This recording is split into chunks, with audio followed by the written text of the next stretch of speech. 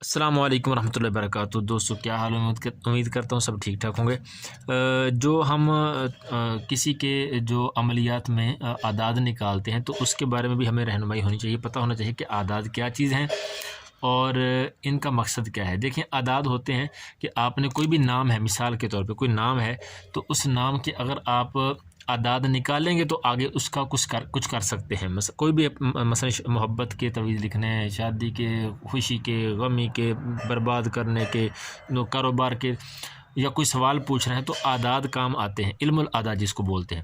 تو اس میں اعداد کا پتہ ہونا چاہیے کہ کس لفظ کے کتنے اعداد ہیں تاکہ ہمیں آسانی کے ساتھ سمجھ آ سکے۔ مثال کے طور پہ اگر کسی کا نام مثال کے طور پہ نعیم ہے تو آپ دیکھیں گے اس کے اعداد نکالنے کے لیے نون کے 50 عدد ہیں، عین کے 70 ہیں، اور یہ کے 10 ہیں، اور میم کے 40 ہیں۔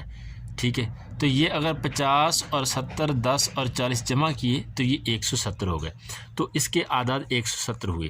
ٹھیک ہے، ویسے اس کی عدد کیلکولیٹر ایک اپلیکیشن بھی ہے، وہ بھی آپ اگر چاہیں تو اس سے بھی استفادہ حاصل کر سکتے ہیں۔ ویسے اگر چاہیں تو یہ ایک جو ہے میں نے لکھ رکھا ہے ادھر آپ کے لیے، اس کو بھی جو ہے آپ آسانی کے ساتھ دیکھ سکتے ہیں۔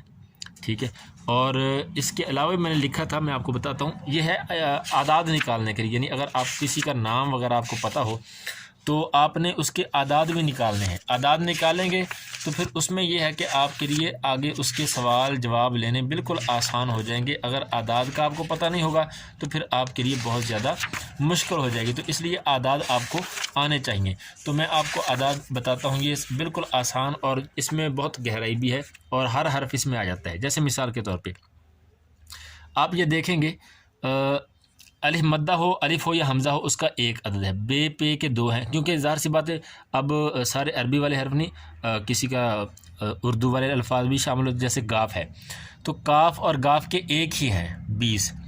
ٹھیک ہے، اسی طرح سے چھوٹی یہ ہے نقطوں والی، بڑی یہ ہے 10 ہی آئیں گے۔ ہاں گول ہے یا 2 آنکھوں والی، اس کے جو ہے وہ 5 ہی آئیں گے۔ اسی طرح سے مثال کے طور پہ جیم ہے تو اس کے 3 ہیں، آگے چے بھی اسی میں آئے گی، یعنی جو الفاظ جس کے جتنے الفاظ ہیں اتنے دوسرے کے بھی وہی اس میں آئیں گے۔ جیسے مثال آپ دیکھ لیں، میں کوشش کرتا ہوں ایسے کر کے آپ کو دکھا دوں، یہ پوری تصویر آپ کے سامنے نظر آ جائے گی۔ یہ پوری آپ چاہیں تو پکچر کھینچ کے اس کو رکھ سکتے ہیں اپنے پاس سے، اور چاہیں تو ویسے آپ ویڈیو سیو کر سکتے ہیں۔ تو یہ ہے اس کے اعداد حروف، اور اس میں جو میں نے پیچھے آپ کو بتائے تھے اس میں یہ ہے، یہ حروف ابجد اس کو کہتے ہیں، ابجد، ہوزہ، تیکل، منسا، فسقر، شتسق، زوزی زاغا، تو یہ الفاظ ہیں۔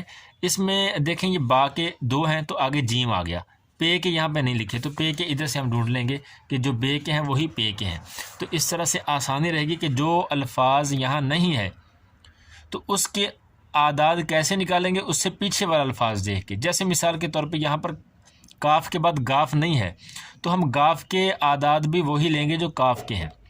ٹھیک ہے، اسی طرح سے دال کے بعد دال کے عدد 4 ہیں تو اب ڈال کے کتنے ہونے چاہیے، تو ڈال کے بھی پیچھے والے الفاظ دال کے ہی ہوں گے۔